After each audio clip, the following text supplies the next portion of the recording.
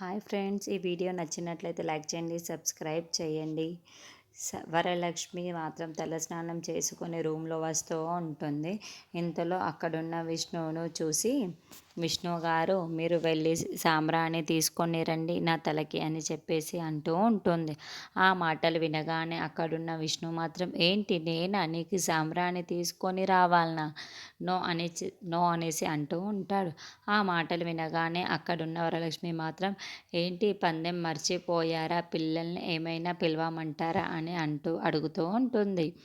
ఆ మాటలు వినగానే అక్కడున్న విష్ణు మాత్రం వద్దు వద్దు, ఈ మాత్రానికే పిల్లలెందుకు పిలవడం, నాకు గుర్తుందిలే నేను తీసుకొని వస్తాను, నువ్వు ఇక్కడే కూర్చో అని చెప్పేసి అంటూ వెళ్ళిపోతాడు. ఆ మాటలు వినగానే అక్కడున్న వరలక్ష్మి మాత్రం చాలా సంతోషిస్తూ ఉంటుంది. అలా విష్ణువును చూసి నవ్వుకుంటూ ఉంటుంది. ఇంతలో అక్కడున్న విష్ణువు మాత్రం సరే నేను వెళ్తున్నా కదా అని నువ్వు ఇక్కడ కూర్చో అని చెప్పి వెళ్ళిపోతాడు. అక్కడున్న వరలక్ష్మి మాత్రం తలను తుడుచుకుంటూ నవ్వుకుంటూ ఉంటుంది. ఇంతలో అక్కడున్న విష్ణు సాంబ్రాణిని తీసుకొని వస్తూ ఉంటాడు. అది చూడగానే అక్కడున్న వరలక్ష్మి మాత్రం అయితే చాలా సంతోషిస్తూ ఉంటుంది.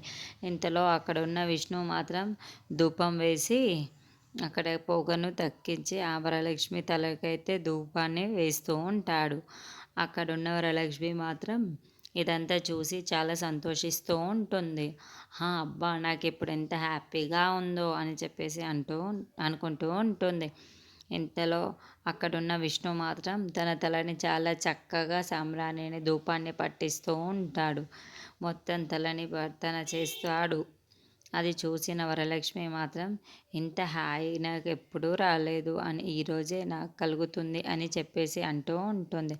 ఆ మాటలు వినగానే అక్కడున్న విష్ణువు మాత్రం ఉంటుంది ఉంటుంది, ఎందుకు ఉండదు, నేను నీకు చేస్తున్నాను కదా సేవలు, అందుకే ఉంటుంది అని చెప్పేసి అంటూ ఉంటాడు.